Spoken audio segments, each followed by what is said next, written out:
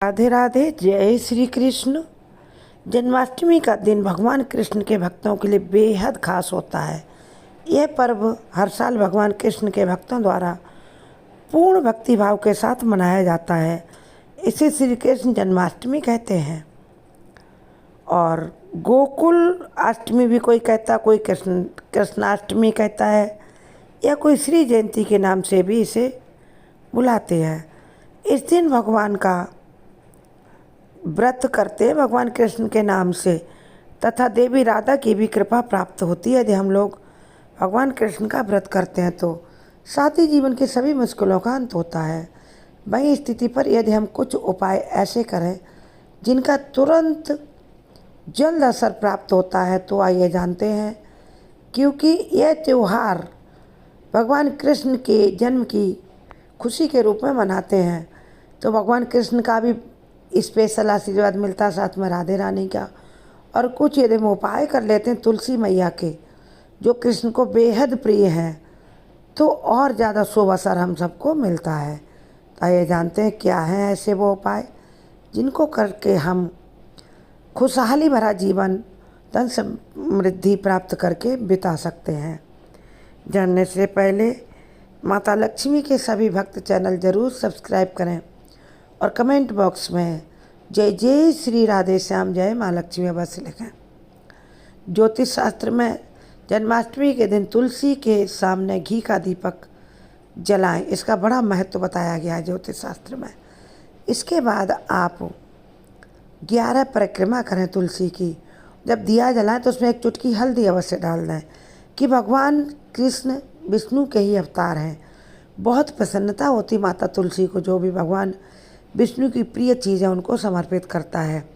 फिर भावपूर्ण उनकी आरती करके वैदिक मंत्रों का जाप करें।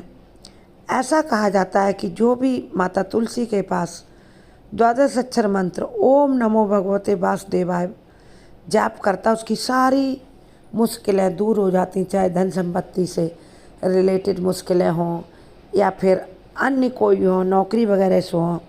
और जिनके वैवाहिक जीवन में कुछ मुश्किलें आ रही होती हैं उनके लिए हम अलग से एक उपाय बताएंगे, वह उसे अवश्य करें जिनको ये मुश्किल आ रही हो। तो जब हम ऐसा करते हैं, शाम को यह उपाय करना। आपको तुलसी के पास एक दीपक रखना है, मिट्टी का रखें या फिर आटे का बनाएं या पीतल को, एक चुटकी हल्दी डालें और फिर दीपक जला दें और ओम नमो भगवते वासुदेवाय मंत्र बोलें 21 बार या एक माला जाप करें। 11 परिक्रमा करें तुलसी मैया की और उसके बाद आप उनसे प्रार्थना करें, जो भी आपको चाहिए वो है बोलें। आप जानते हैं कि वैवाहिक जीवन में यदि किसी जातक की मुश्किलें आ रही तो वह जातक क्या करें। जिन जातकों के जीवन में विवाह संबंधी मुश्किलें आ रही हैं, काफ़ी उम्र हो गई, विवाह नहीं हो रहा, चाहे ये लड़की हो या फिर लड़का, जिसका विवाह नहीं हो रहा है, उस जातक को जन्माष्टमी के दिन घर पर तुलसी का पौधा लगाना चाहिए। और एक तुलसी का पौधा आपको अपने घर के आसपास कोई मंदिर है तो उसमें आप अपने स्वयं हाथ से लगा कर आ जाएं या पुजारी जी को दे आएँ, वो लगा दें। यदि हाथ से लगाएंगे तो आपको ज़्यादा असर मिलेगा, और लेकिन हाथ से पौधा लगाने के बाद आपको उस पौधे का ध्यान भी रखना होगा। हर 1-2 दिन बाद जाके, अभी तो बारिश का सीज़न है, बारिश ना हो, तेज़ धूप निकले तो आप उस पौधे को सींचें भी, नियमित रूप से सींचेंगे आप। पौधा जब बड़ा होगा तभी आपको उसका पूरा फल मिलेगा। पौधा सूखना नहीं चाहिए।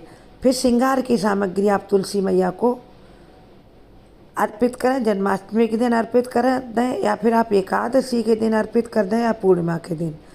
इससे जिन लोगों के विवाह में देरी आ रही होती है वह अड़चनें सारी दूर हो जाएंगी। जल्दी विवाह होने के उपयुक्त उनको समय आएगा और उनका रिश्ता तय हो जाएगा और अच्छे घर में ही होगा, चाहे लड़के का हो या लड़की का। सबको अच्छे संबंधी चाहिए होते हैं।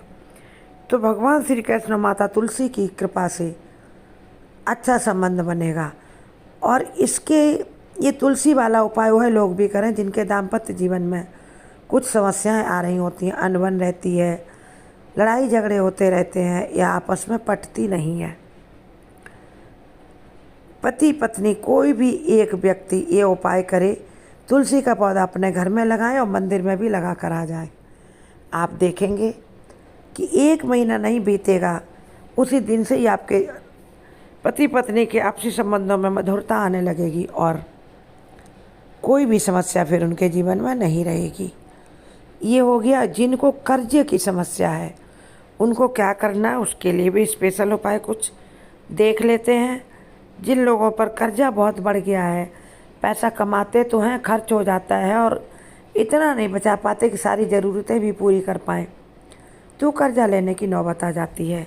ये लोग जन्माष्टमी के दिन अपने घर में सुबह उठें, स्नान करें, तो स्नान वाले पानी में ही 1 चुटकी हल्दी डाल लें। उसके बाद एक खड़ी हल्दी ले लें और उस पर आप कोई पाटा या कुछ पत्थर का पीस ले लें, उस पर आप उसे घिसें और गंगा जल के मिलाकर उसको घिसें, जरा सी देर घिसें। घिसते समय मंत्र बोलते रहें, ओम श्री विष्णवे नमः, ओम श्री विष्णवे नमः। ये मंत्र नहीं बोलें तो ओम नमो भगवते वासुदेवाय। बड़ा ही सीधा सरल साचा मंत्र है।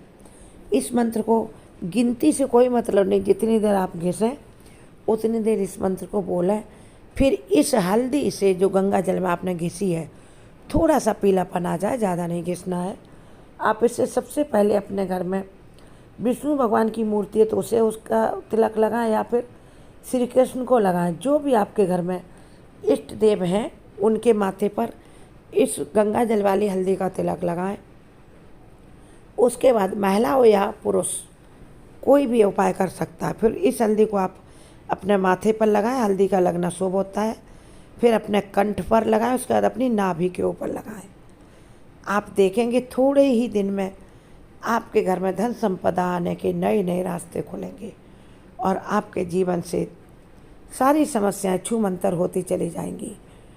और तो और आप अपना कर्जा तो दूर कर ही देंगे, आगे जीवन में कभी भी कर्जा लेने की नौबत नहीं आएगी। धन संबंधी ऐसे आपके जीवन में नए नए रास्ते खुलेंगे कि आप खुद दंग रह जाएंगे। इतना अचूक उपाय है ये, बहुत ही बढ़िया उपाय है।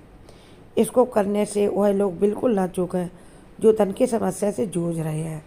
और साथ में माता लक्ष्मी का मंत्र तिलक लगाने के बाद आप बोलें, ओम श्री माँ लक्ष्मी नमः। इसको आप मंत्र को आप 11 बार बोल लें, 21 बार बोलें या 108 बार बोलें। जितनी जल्दी आपको इसका रिजल्ट चाहिए उतनी बार मंत्र बोलें श्रद्धा के साथ।